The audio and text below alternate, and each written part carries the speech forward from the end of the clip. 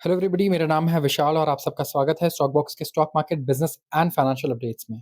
यहाँ पर मैं डिस्कस करने वाला हूँ बिजनेस न्यूज़पेपर्स के ऐसे आर्टिकल्स जिसे हम एनालाइज करना सीखेंगे एंड इससे हमें पता चलेगा कि किस तरीके से जो दुनिया भर में इवेंट्स हो रहे हैं, जितने भी इकोनॉमिक, पॉलिटिकल या फिर आप देखिए ट्रेड पॉलिसीज़ हैं, इकोनॉमिक पॉलिसीज़ हैं, ये सारी चीज़ें कैसे ओवरऑल अफ़ेक्ट कर रही हैं हमारे पोर्टफ़ोलियोज़ को, हमारे खर्चे क्या बढ़ सकते हैं, इनकम घट सकती है, बढ़ सकती है, इन्वेस्टमेंट की नई अपॉर्च्युनिटीज़ आ सकती हैं। ये सारी चीज़ें इन सारी चीज़ों का जवाब आपको यहाँ पे मिलेगा। तो आप ट्राई कीजिए कि आप एनालाइज़ करना सीखें इसको देख कर के रादर देन इसे कॉपी करना। शुरुआत करूँगा मैं सबसे पहले आर्टिकल से, काफ़ी सारे अच्छे आर्टिकल्स हैं स्पेसिफिकली इन्वेस्टमेंट्स से रिलेटेड आज। तो सिल्वर आउटशाइन कर रहा है गोल्ड को इन ईटीएफ इन्फ्लोज़। ईटीएफ इसमें सबसे पहले मैं बताऊँगा आपको क्या होता है। ईटीएफ होता है एक्सचेंज ट्रेडेड फंड, ठीक है? तो अगर आप सिल्वर खरीदना चाहते हैं तो सबसे पहले तो या तो आप जाइए एक बड़ी-सी अटैची लेके और ढेर सारा चाँदी खरीद के लेकर आइए, ठीक है? या फिर दूसरा तरीका ये है कि आप इसे ऑन पेपर रख सकते हैं अपने पास अपने डीमैट अकाउंट में। डीमैट अकाउंट में कैसे रख सकते हैं? ये आप ईटीएफ खरीद सकते हैं। Exchange traded funds basically track करते हैं सिल्वर के प्राइस को। तो सिल्वर अभी ₹100 चल रहा है, ईटीएफ आपको ₹100 में मिल जाएगा और वो जैसे-जैसे बढ़ता रहेगा ईटीएफ उसी के प्राइस को मिरर करेगा, उतना ही बढ़ेगा, उतना ही घटेगा और आप 2 मिनट में चाहे तो इसे बेच दें, 2 मिनट में इसे आप खरीद लें।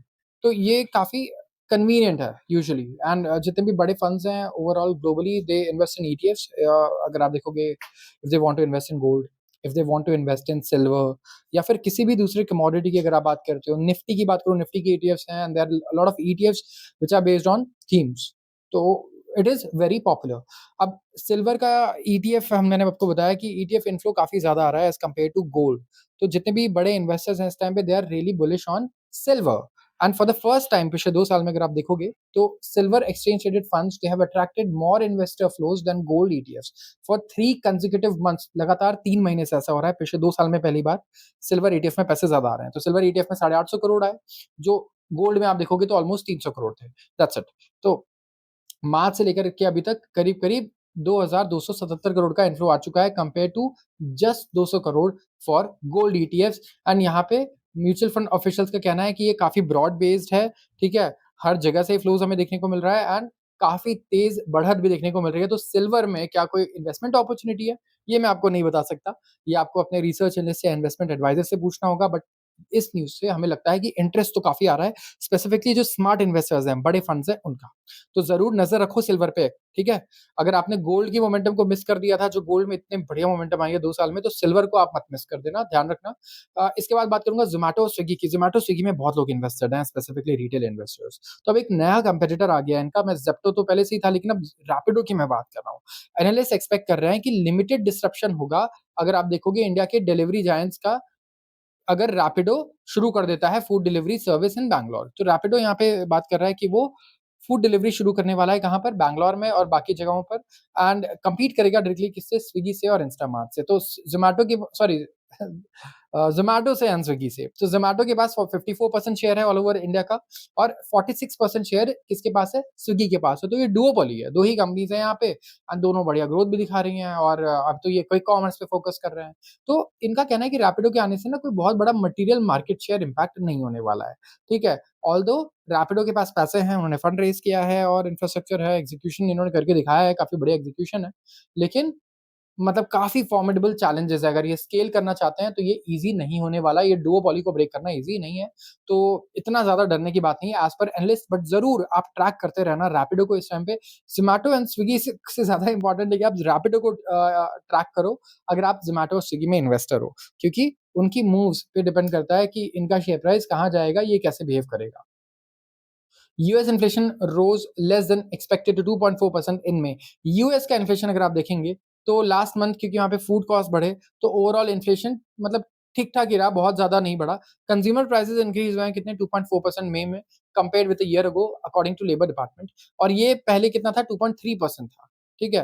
एंड एक्सक्लूड करेंगे आप वोलेटाइल फूड और एनर्जी कैटेगरी को तो कोर प्राइसेज़ जो हैं 2.8% बढ़े हैं for the third straight month.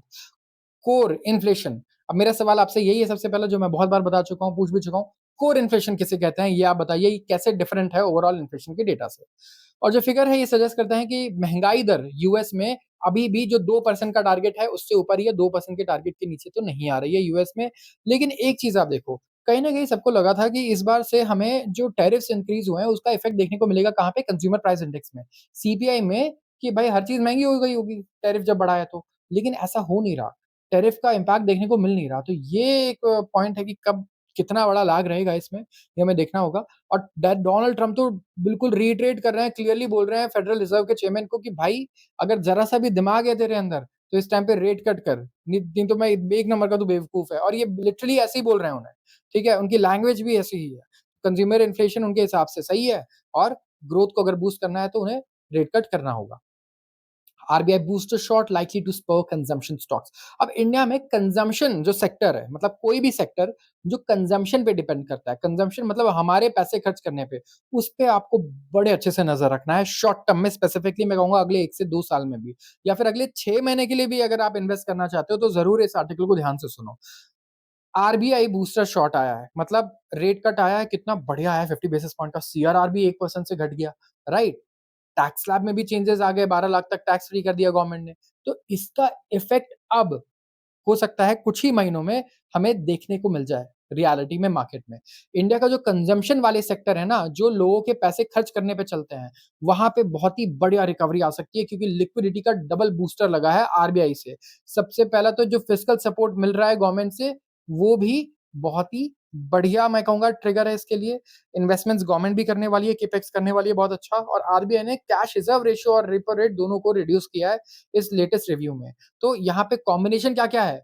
Earnings बढ़िया हो सकती हैं, इन्फ्लेशन तो लगातार नीचे गिर रहा है, वैल्यूएशंस भी अट्रैक्टिव है। इंडियन स्टॉक मार्केट में वैल्यूएशंस भी बहुत ज़्यादा ओवर वैल्यूड नहीं है मार्केट।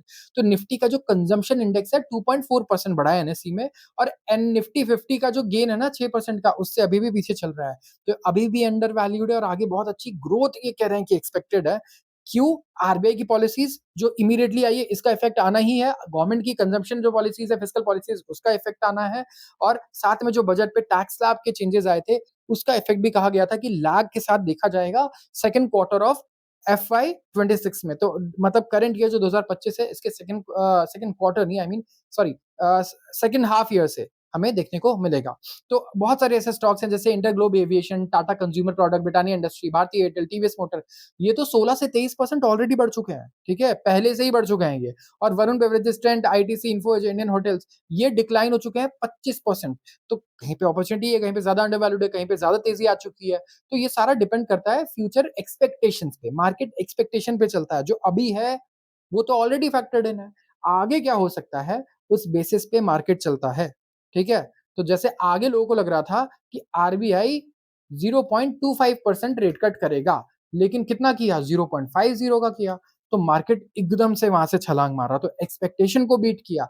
अगर 0.25% करते ना, तो शायद इतना कोई फर्क नहीं पड़ता क्योंकि एक्सपेक्टेशन के अकॉर्डिंग चीजें हो रही हैं, तो पहले मार्केट बढ़ चुका था उतना। तो ये चीजों का आपको ध्यान रखना है कि एक्सपेक्टेशन के बेसिस पे आप जज कर पाओ। तो यहाँ पे बढ़िया फिस्कल स्टिमुलस है, इन्फ्लेशन घटता जा रहा है, तो ओवरऑल कंजम्पशन कहीं न कहीं काफ़ी बढ़िया होगा।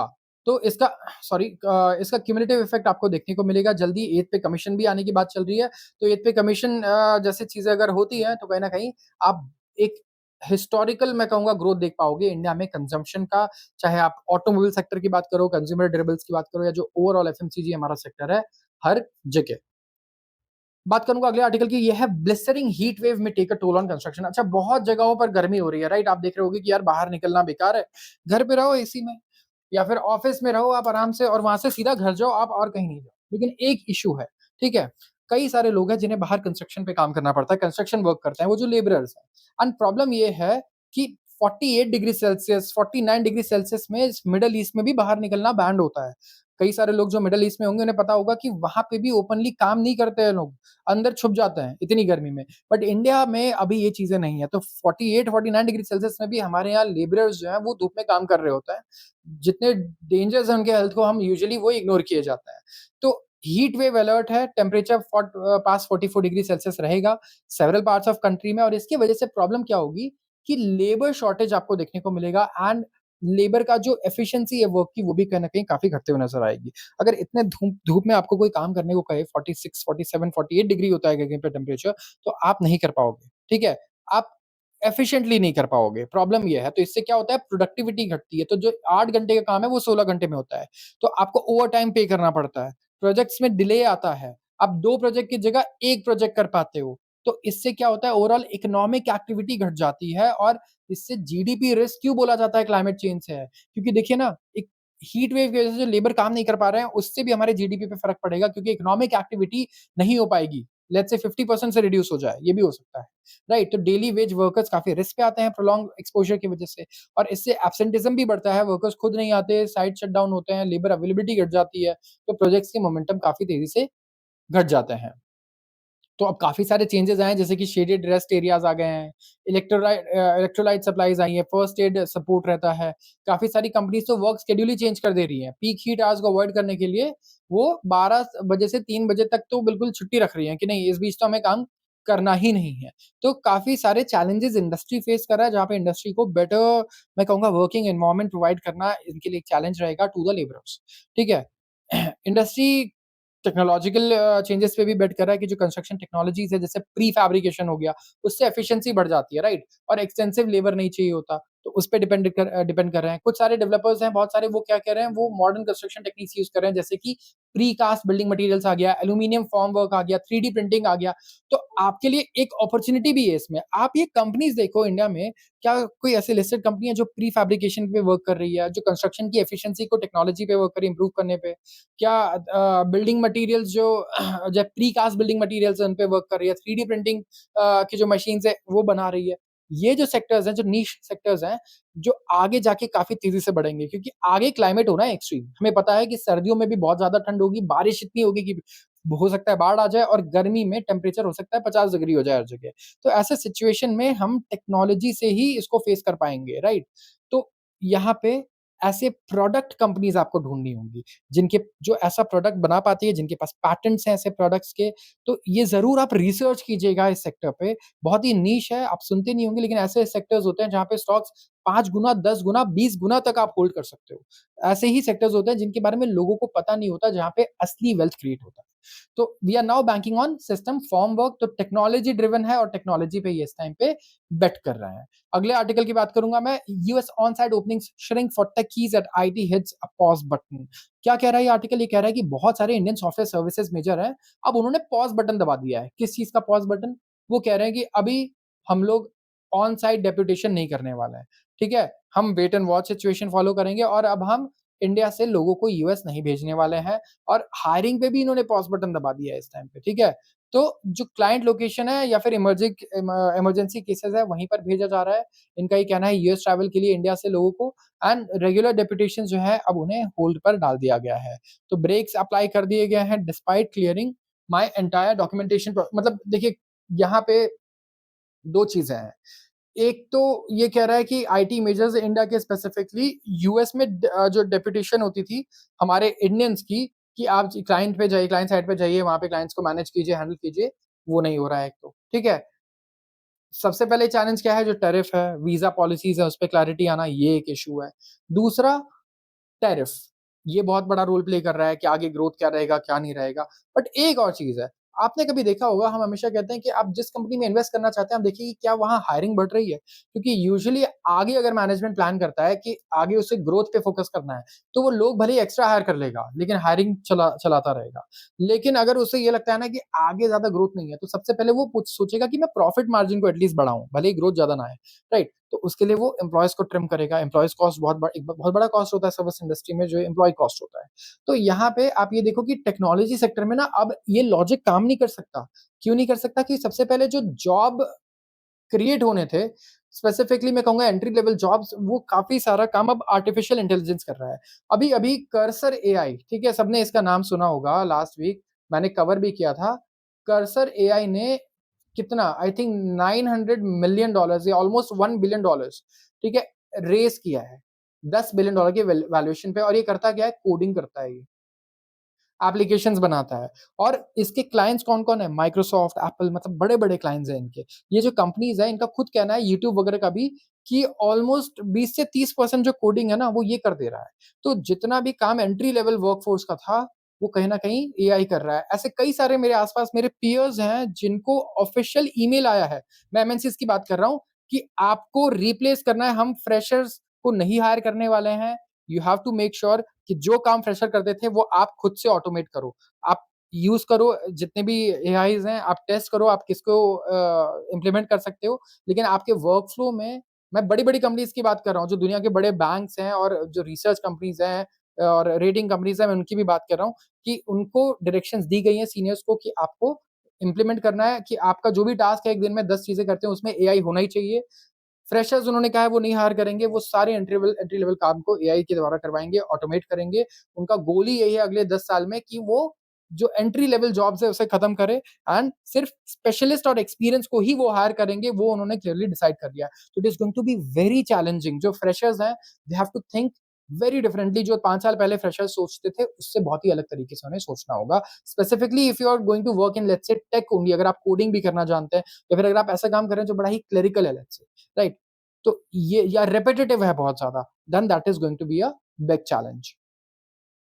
Gold prices rise on cooling US inflation, Fed rate cut hopes. तो गोल्ड प्राइसेस बढ़ रहे हैं और क्या रीजन है? गोल्ड प्राइसेस बढ़ने का रीजन बताया गया है कि सबसे पहले तो इन्फ्लेशन नंबर जो लग रहा था कि बहुत भयानक आएंगे, डरावने आएंगे टैरिफ की वजह से, वैसे नहीं आए। ठीक है।